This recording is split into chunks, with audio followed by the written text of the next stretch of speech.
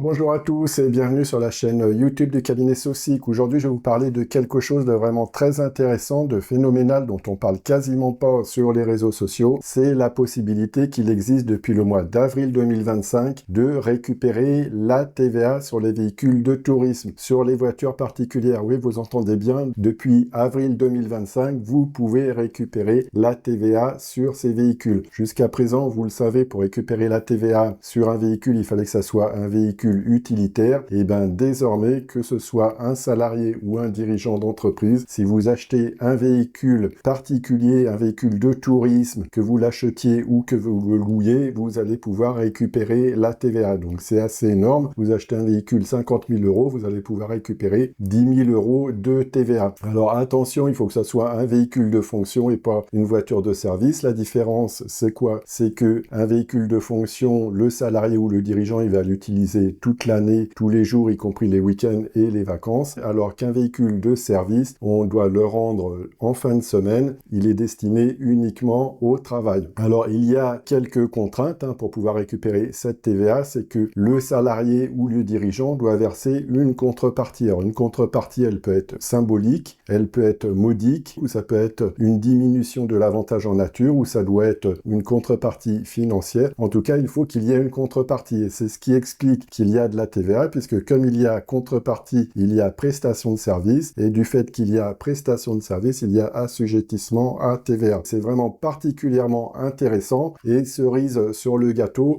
il peut y avoir un effet rétroactif sur 3 ans, puisque on le sait, en cas de contrôle fiscal, l'administration peut vous reprendre sur 3 ans, ça marche dans les deux sens. Donc vous pouvez également, si vous êtes dans cette situation, demander un dégrèvement de TVA sur les 3 années précédentes, que ça soit une location ou l'achat d'un véhicule, et demander le remboursement de la TVA. Autre intérêt, c'est que pour toutes les dépenses qui vont être relatives aux biens, les dépenses entretien, réparation, etc., vous allez également pouvoir récupérer la TVA à 20% sur toutes ces opérations. Voilà, alors on en parle assez peu, je ne sais pas pourquoi, mais c'est vraiment une mesure vraiment très intéressante. Il faut s'y pencher dessus, il y a quelques précautions à prendre évidemment, mais si vous faites tout bien dans les règles, vous pourrez récupérer cette TVA-là. Ça va compenser un peu les contraintes qu'il y a au niveau social de l'avantage en nature et de la taxation qui est plus élevée des voitures de fonction, mais pouvoir récupérer 20% de TVA sur l'achat d'un véhicule, c'est vraiment très intéressant. Alors n'hésitez pas à vous renseigner, on peut vous donner des conseils sur le sujet. Vous pouvez poser vos questions dessous, on répond généralement très vite, et si la vidéo